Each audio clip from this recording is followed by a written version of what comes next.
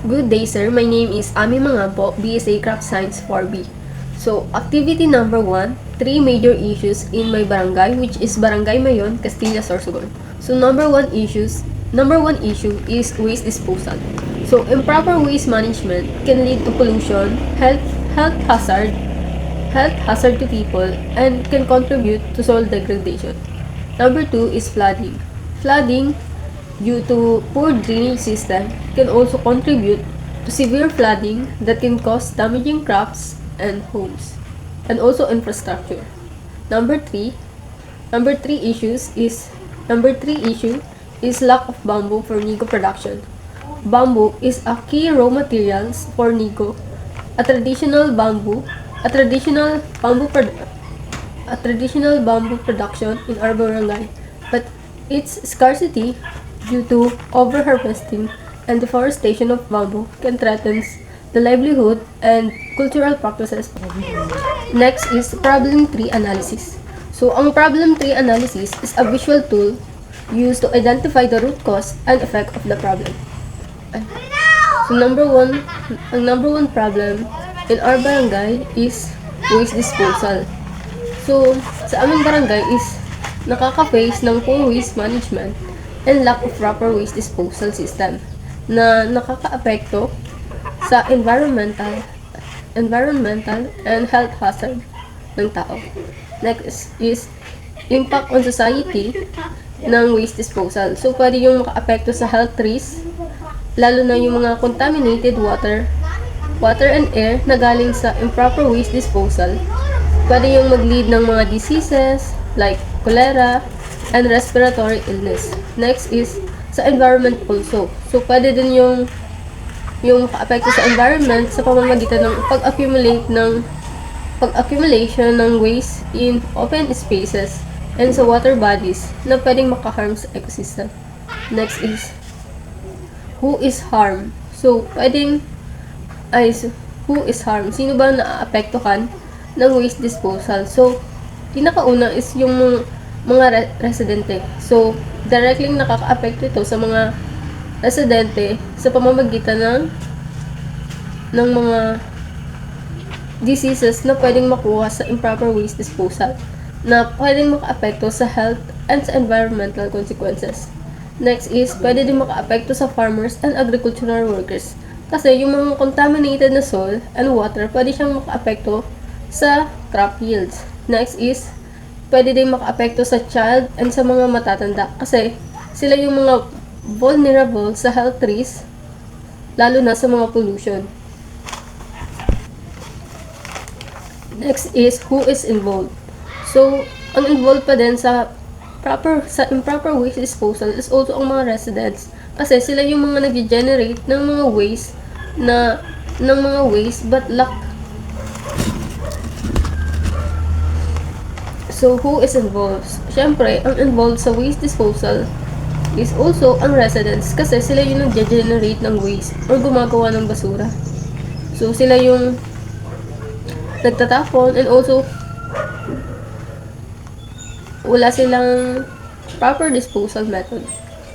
Also, next is ang local government also. Sila din ang involved sa improper waste disposal kasi wala silang infrastructure and resources para ma-manage yung mga waste ng effectively. Next, also, involved din dito yung environment kasi pwedeng mag-suffer yung mga microorganisms na naninirahan sa environment. So, environment is involved din sa waste disposal kasi pwede din silang mag-suffer yung mga microorganisms na nandun na naninirahan sa soil.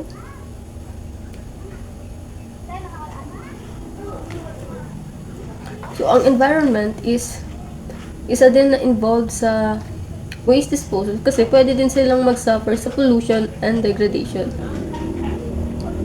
Number 2 na problem is flooding. So, sa barangay Mayon is nakaka-experience ng frequent flooding, especially kapag may bagyo, and also nakaka-threatens yun sa mga tao and sa livelihood ng mga tao. So, ano ba yung impact sa society ng flooding? So, pwede yung makadamage sa crops and infrastructure ang flooding. And pwede din makadestroy ng mga home, roads, and agricultural lands. And also, pwede din magkaroon ng economic losses, kagaya ng mga farmers and residents na naninirahan sa mga low-lying areas na naaapektuhan ng flooding. So, pwede din sa health risks, yung mga contaminated na water, pwede din mag-cause ng mga disease. Next is, who is harmed? So, sa flooding, ang mga naaapektuhan is also ang mga farmers and agricultural workers. Kasi sila yung directly na naapektuhan kapag nawala or kapag nagka-crop loss. Next is yung mga household na naninirahan sa mga low-lying areas. So, ang next is who is involved. So, syempre, ang involved sa flooding is yung mga residents na naninirahan sa flood-prone area na without proper protection. Also, ang local government involved din kasi lack sila sa mga flood control areas, flood control. Also, ang government is involved din kasi siguro meron naman na flood control pero hindi effective. And also, wala silang mga infrastructure na pwedeng gamitin ng mga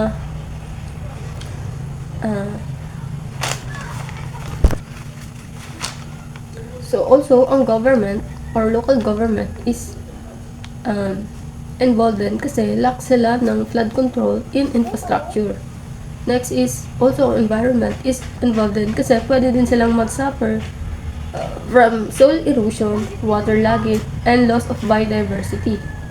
Next problem is lack of nego production. So, in our barangay is nakaka-experience ng decline in bamboo availability, which is nakaka-threaten sa mga tao, lalo na sa mga gumagawa ng nego. Also, pwede din ito maka-apekto sa income nila. So, ano ba yung impact sa society ng lack of bamboo? So, pwede itong maka-apekto kagaya ng pagkawala ng livelihood and pag-cultural decline kasi due to sa pag-decline ng nego production. Also, economic hardship. So, pwede ding maka-reduce ng income sa mga families, lalo na sa mga nagre-rely na family sa nego production. So, sino ba who is harmed sa nego production? So, ang una is family. Sa mga family na nagre-rely sa nego production. So, ang next is, sino ba ang involved? So, syempre, ang local government kasi wala silang mga policies na pwedeng mag-protect and mag-promote ng bamboo resources na pwedeng gamitin sa paggawa ng nego production. So, number 3 is proposed extension project program. So, kung gagawa ko ng program, so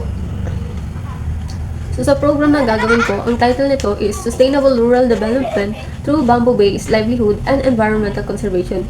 So, ang project ko is nakakatulong para i-address ang 3 major issues, which is ang waste disposal, flooding, and lack of bamboo through a sustainable and integrated approach na align sa 3 pillars of sustainability, which is environmental, social, and economic. So, sa project ko is ang pagbigay ng mga information and ideas na makakatulong para masolusyonan ang mga issues sa aming barangay. So, ang una is ang bamboo reforestation. So, ang una is ang bamboo reforestation and sustainable harvesting. So, dito is ang pagtatanim ng bamboo in integrated areas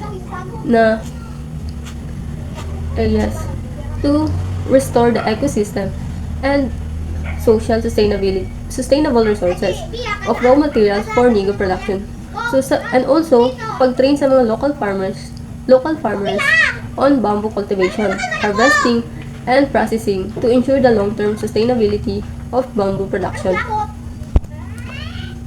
Ang next is ang pagkakaroon ng community-based waste management system, which is ang pag-establish ng mga community waste segregation and recycling program para ma-reduce ang pollution and mag-promote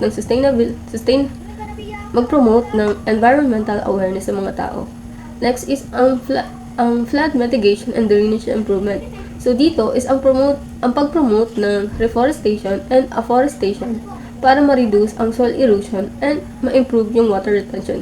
So, sa pagkandak ng awareness campaign is makakatulong para sa environmental conservation, water management, and sustainable livelihood ng aming barangay. So, ang next is targeted sustainable development goals in my project. So, number 1 is no poverty.